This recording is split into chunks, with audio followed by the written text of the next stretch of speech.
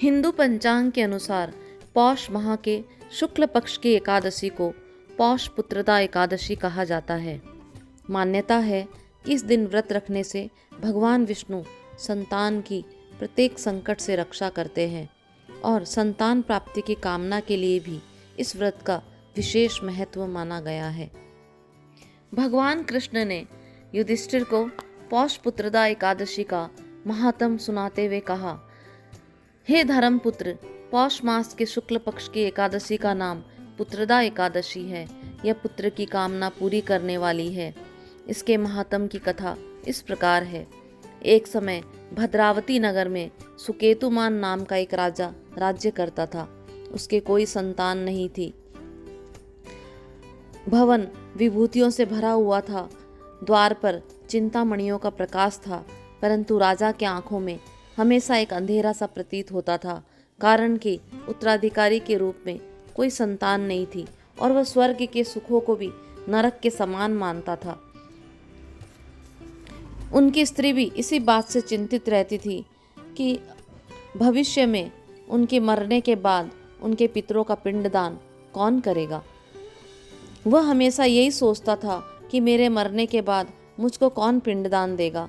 बिना पुत्र के पितरों और देवताओं का ऋण मैं कैसे चुका पाऊंगा। जिस घर में पुत्र न हो उस घर में सदैव अंधेरा ही रहता है। इसलिए पुत्र उत्पत्ति के लिए कुछ प्रयत्न करना चाहिए। राजा ने कई बार पुत्रेष्टि यज्ञ भी करवाए, देवताओं को प्रणाम किया, काफी मन्नतें मांगी, पर कोई फायदा नहीं हुआ और उनके मन में बुरे बुरे विचार आने लगे। एक समय राजा ने प्राण त्याग देने का निश्चय किया, लेकिन आत्मघात को महापाप समझकर उन्होंने ऐसा नहीं किया।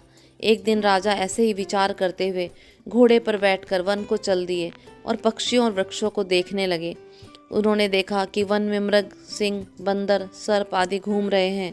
वन के दृश्यों को देखकर राजा सोच में पड़ गए। इसी तरह आधा दिन बीत गया और वो सोचने लगे कि मैंने कई यज्ञ किए, ब्राह्मणों को स्वादिष्ट भोजन कर से तृप्त किया, पर मुझको इतना दुख प्राप्त क्यों हुआ। राजा प्यास के मारे अत्यंत दुखी हो गए और पानी की तलाश में इधर उधर घूमने लगे। थोड़ी दूर पर राजा ने एक सरोवर देखा। उस सरोवर में कई सारे कमल खिले हुए थे और सारस, हंस, मगरमच्छ आदि विहार कर रहे थे। उस सरोवर के चारों तरफ मुनियों के आश्रम बने हुए थे। उसी समय राजा के दाहिने अंग फड़कने लगे। राजा ने शुभ शकुन समझकर घोड़े से उतरकर मुनियों को दंडवत प्रणाम करके बैठ गए। राजा को देखकर मुनियों ने कहा, हे राजन, हम तुमसे अत्यंत प्रसन्न हैं। तुम्हारी क्या इच्छा है, कहिए। राजा ने पूछा, महाराज, आप कौन हैं और किस लिए यहाँ आए हैं? कृपया कर हमें बताइए। मुनि कहने लगे कि हे राजन, आज संतान देने वाली पुत्रदा एकादशी है। हम लोग विश्वदेव हैं और इस सरोवर में स्नान करने के लिए आए हैं। यह सुनकर राजा कहने लगे कि महाराज, मेरे भी कोई संतान नहीं है। यदि आप मुझ पर प्रसन्न हैं तो एक पुत्र का वरदान दीजिए। मुनि ने कहा, हे राजन, आज पुत्रदा एकादशी है। आप इसका विधि पूर्वक व्रत करें। भगवान की कृपा से अवश्य ही आपको पुत्र प्राप्त होगा। मुनि के वचनों को सुनकर राजा ने उसी दिन एकादशी का व्रत किया और द्वादशी को व्रत का पारण किया। मुनियों को प्रणाम करके अपने महल में वापस आ गए। कुछ समय बीतने के बाद रानी ने गर्भ धारण किया और 9 महीने के पश्चात उनको पुत्र रत्न की प्राप्ति हुई। राजा अत्यंत प्रसन्न हुए। उनके राजमहल में खुशहाली छा गई। इस व्रत को करने से स्वर्ग का फल प्राप्त होता है। पौष पुत्रदा एकादशी का पुण्य 100 राष्ट्रीय यज्ञ और 1000 अश्वमेध यज्ञ करने से भी अधिक प्राप्त होता है। इस व्रत के करने से मनुष्य के सभी पाप मिट जाते हैं और उन्हें मोक्ष की प्राप्ति होती है।